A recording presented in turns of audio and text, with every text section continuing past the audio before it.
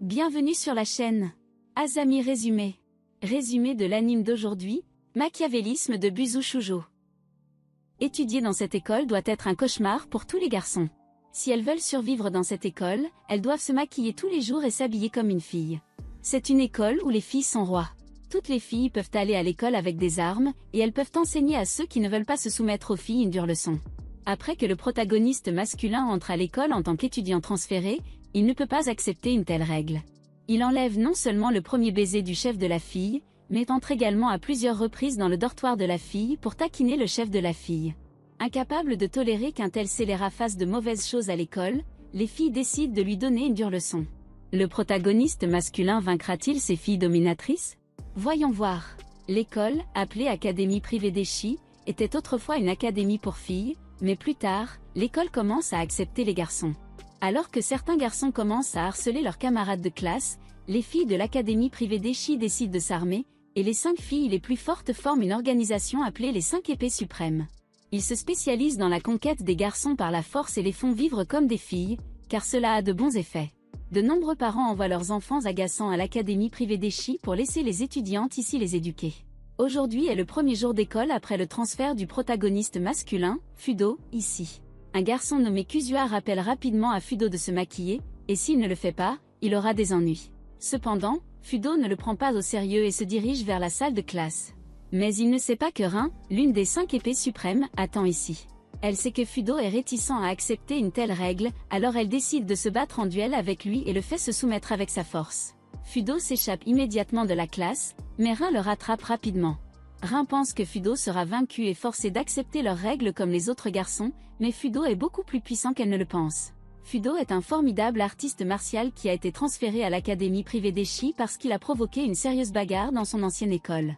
L'arme de Fudo est une paire de gants à l'épreuve des couteaux qu'il peut utiliser pour repousser l'épée de Rin. De plus, Fudo maîtrise une technique de combat magique appelée la balle spirituelle. Il peut tirer la puissance de ses muscles de la paume de sa main comme une balle, et il peut gagner la bataille en touchant simplement son adversaire. Rin est instantanément vaincu par Fudo avec la balle spirituelle. Juste au moment où Fudo essaie de maîtriser Rin, une étudiante l'attaque par derrière, faisant tomber Fudo sur Rin et l'embrassant accidentellement. Timide et en colère, Rin attaque à nouveau Fudo avec son épée. Embarrassé, Fudo renonce à riposter et s'enfuit directement. Puisque Rin ne parvient pas à vaincre Fudo, Fudo peut toujours vivre normalement à l'école. Il veut sortir de l'école et aller faire du shopping et jouer.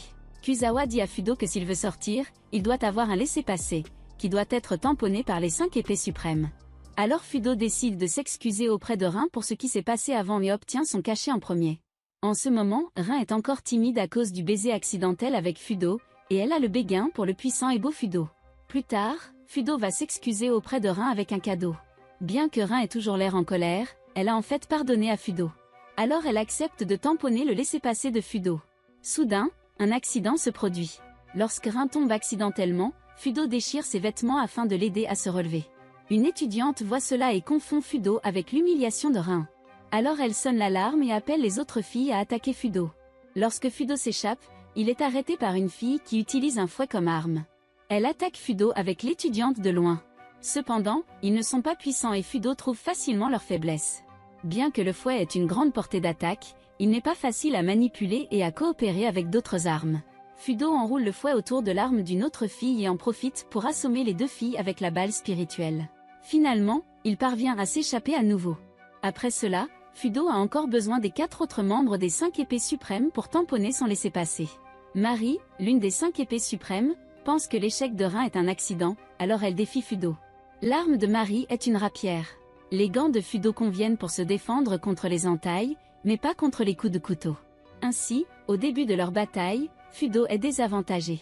Il essaie d'empêcher Marie de le percer, et il s'approche constamment d'elle pour l'attaquer à courte distance. Marie a besoin d'une certaine distance pour percer le Fudo, mais elle maîtrise également une compétence de perçage fermé, avec laquelle elle poignarde le Fudo dans l'abdomen. Heureusement, Fudo cache un gros livre dans son abdomen, et il bloque l'attaque de Marie. Il en profite ensuite pour renverser Marie avec la balle spirituelle, remportant la bataille. Marie pense que les garçons sont pervertis, et elle pense que Fudo fera des demandes très étranges après avoir remporté le duel, prêt à avoir des interactions intimes avec lui. Mais Fudo ne veut pas le faire, il veut juste que Marie tamponne le laissez-passer, ce qui la rend très déçue. Alors elle cache le tampon dans ses vêtements. Si Fudo veut l'obtenir, il doit toucher son corps, mais il préfère abandonner le timbre que de toucher Mari. Mari reconnaît ainsi le caractère de Fudo, et elle tamponne le laissez-passer de Fudo. En plus, elle est amoureuse de Fudo. Tout comme Rin, il commence à le suivre, l'accompagnant à tout moment. Cela rend Warabi, l'une des 5 épées suprêmes, très en colère. Elle pense que Rin et Mari les ont trahis. Elle décide donc de défier Fudo, Rin et Mari devant tous les élèves. Warabi blesse d'abord l'ami de Fudo, Kuzua, pour mettre Fudo en colère afin qu'il accepte son défi. Au lieu de laisser directement Fudo la combattre, Warabi prend une autre forme de défi. Elle organise une journée sportive spéciale, et si Fudo peut gagner les matchs, il pourra obtenir le cachet de Warabi. Warabi n'assiste pas au jeu en personne et elle envoie plusieurs de ses subordonnés concourir en son nom. Fudo, Rin et Mari forment une équipe pour participer au jeu. Le premier jeu est le sumo, qui est un sport de lutte originaire du Japon. Fudo, en tant que représentant de l'équipe, est le premier à participer, et son adversaire s'avère être un ours, qui est l'animal de compagnie de Warabi et a une grande force. Ainsi, il a un grand avantage dans le sumo. Mais Fudo n'a pas peur, estimant que ses compétences peuvent compenser le désavantage en termes de force. Fudo est très agile et l'ours ne peut pas le frapper. Il attaque ensuite l'ours avec la balle spirituelle, mais l'ours est si fort que la balle spirituelle ne peut pas lui causer suffisamment de dégâts.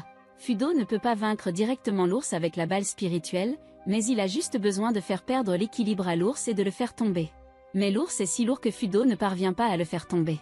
À ce moment, Fudo découvre que la ceinture de l'ours n'est pas attachée fermement. Selon les règles du sumo, les personnes dont la ceinture tombe sont également considérées comme perdantes. Alors Fudo déboutonne la ceinture de l'ours et gagne la partie grâce à cette règle. Warabi est choquée et en colère, et elle ne s'attend pas à ce que Fudo soit si puissant. Warabi pense qu'ils perdront également dans d'autres jeux, alors elle annonce directement que le gagnant est Fudo. Mais Fudo doit venir la voir pour obtenir le prix en personne. En fait, le véritable but de Warabi est de vaincre Fudo avant qu'il puisse obtenir son prix. Warabi diffuse à toute l'école sur le toit du bâtiment de l'école, demandant à Fudo de venir sur le toit pour obtenir le timbre. Mais le bâtiment de l'école est rempli de subordonnés de Warabi, qui feront de leur mieux pour empêcher Fudo d'aller sur le toit. De plus, le processus d'arrivée de Fudo sur le toit sera diffusé en direct, et Warabi veut que tout le monde soit témoin de l'échec de Fudo. Warabi a des subordonnés qui la soutiennent, tout comme Rin et Mari. Après que leurs subordonnés soient entrés dans le bâtiment de l'école, ils combattent les subordonnés de Warabi. Alors Fudo, Rin et Mari peuvent aller directement sur le toit pour affronter Warabi. L'ours de compagnie de Warabi garde le toit. Dans le même temps, les subordonnés les plus forts de Warabi se défendent également près du toit.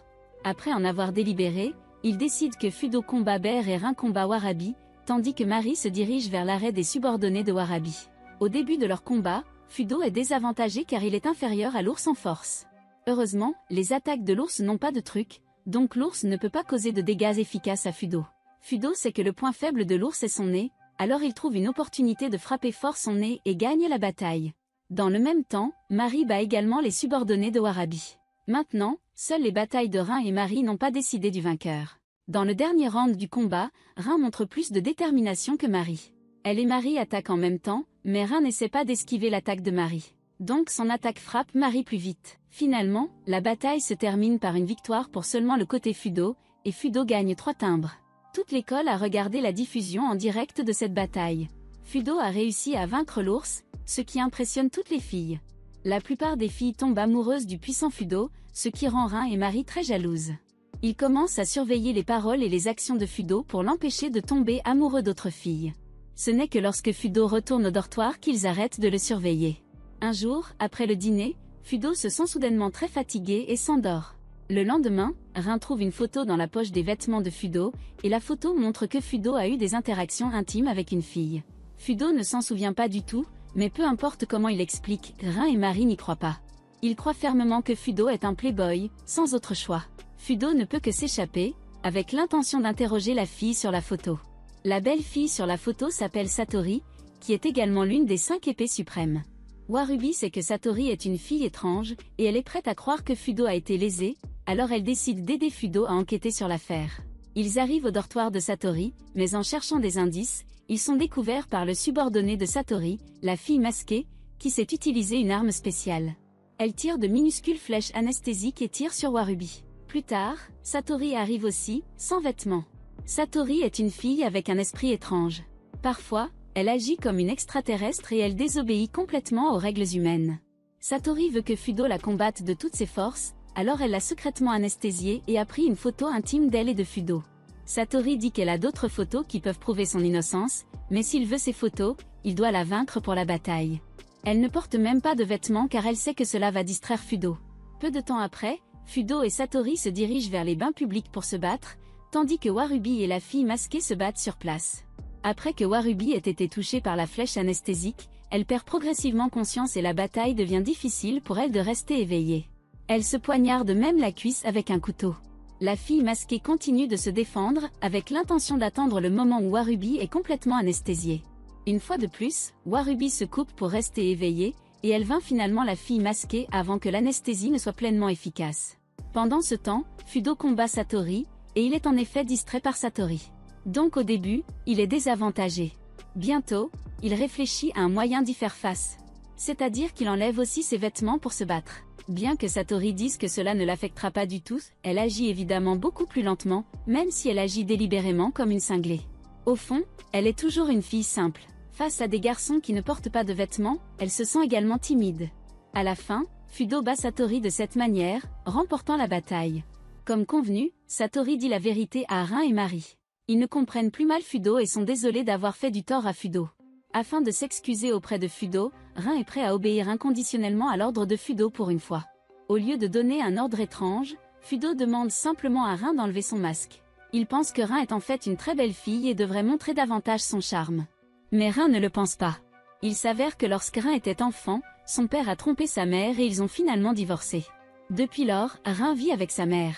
Puisque Rin ressemble à son père, la mère de Rin la gronde d'être laide et la fait vivre masquée toute l'année. Pour cette raison, Rin met toujours un masque même après avoir grandi, et elle pense qu'elle est très laide. Fudo dit fermement à Rin qu'elle est belle. En entendant cela, Rin est très heureuse et touchée, mais elle a l'habitude de porter un masque. Et il lui faut encore plus de temps pour s'habituer à une vie sans masque. À l'avenir, Rin pourrait continuer à porter un masque, mais son attitude a changé. Mari veut aussi s'excuser auprès de Fudo, mais elle utilise une méthode très simple. Elle enlève directement ses vêtements, disant qu'elle est prête à avoir des interactions intimes avec Fudo, qui accepte ses excuses mais n'a pas de contact physique étroit avec elle. Parce qu'il est très fatigué maintenant après la bataille, et il veut seulement retourner dans son dortoir et dormir. Fudo bat 4 des 5 épées suprêmes d'affilée et attire finalement l'attention de la fille la plus forte de l'académie privée d'Eshi. Elle s'appelle Kirukuru, également connue sous le nom d'impératrice. Kirukuru a vaincu les 5 épées suprêmes alors qu'elle venait d'entrer à l'école, mais elle garde un profil bas et interagit rarement avec les gens. Afin de faire ressortir toute la force de Fudo, Kirukuru commence à attaquer les membres des 5 épées suprêmes. La première personne à être attaquée par elle est Satori. Après que Kirukuru ait suivi un entraînement terrifiant, sa peau est aussi dure que l'acier. Satori ne peut pas endommager Kirukuru, mais les doigts de Kirukuru peuvent poignarder Satori comme un couteau. La deuxième personne à combattre Kirukuru est Warubi. Warubi sait que Kirukuru est très puissant, alors elle emmène son ours de compagnie se battre ensemble, mais ils sont toujours vaincus en un instant. Pendant ce temps, Fudo défie la dernière personne des 5 épées suprêmes, Tsukuyo, qui est la plus jeune fille des 5 épées suprêmes mais qui est aussi la plus forte. Tsukuyo attaque si vite que Fudo n'a pas le temps de se défendre, mais elle ne frappe pas Fudo, et elle lui montre juste sa force. Tsukuyo est aveugle et son audition est excellente, elle peut donc bouger comme une personne normale. Elle est très talentueuse et est un génie de l'épée. Heureusement, Tsukuyo est une fille douce et elle ne veut pas vaincre Fudo. Au lieu de cela, elle veut être amie avec lui. S'ils deviennent amis, elle est prête à mettre un dernier tampon sur le laissez-passer. Fudo ne se lie pas immédiatement d'amitié avec Tsukuyo car il découvre que Kirukuru se bat sur le toit. En fait, avant que Fudo ne soit transféré à l'académie privée d'Eshi, Fudo et Kirukuru se sont battus, et il sait que Kirukuru est très cruel. Alors, quand il découvre que Kirukuru étudie également à l'académie privée d'Eshi, il se précipite pour l'arrêter. Quand il arrive, Kirukuru est parti. Elle a blessé Satori, Warubi et leurs subordonnés, provoquant la colère de Fudo. Plus Fudo est en colère, plus Kirukuru sera excité. Immédiatement après, Kirukuru retrouve Rin et Mari. Elle les combat tous les deux et les vainc avec succès. Kirukuru n'utilise aucune arme car son corps est plus dur que les armes. Tout épéiste qui manie une arme aura du mal à vaincre Kirukuru, y compris le puissant Tsukuyo. Pour empêcher Kirukuru de blesser d'autres étudiants, Tsukuyo se joint à la bataille. Elle se déplace très vite et coupe Kirukuru 3 fois en un instant. Mais ses attaques ne causent aucun mal à Kirukuru. Pire encore, Kirukuru brise l'épée de Tsukuyo et la blesse. Juste au moment où Kirukuru est sur le point de causer de graves dommages à Tsukuyo, Fudo arrive et la sauve. Il était une fois, Fudo et Kirukuru étaient de bons amis. À cette époque, Kirukuru était très arrogante et elle ne voulait pas être amie avec quelqu'un de plus faible qu'elle. Avant que Fudo n'apparaisse, elle n'avait pas d'amis. Après que Fudo et Kirukuru soient devenus amis, Kirukuru a montré une possessivité morbide. Elle ne voulait pas voir Fudo se lier d'amitié avec les autres, alors elle a blessé les amis de Fudo.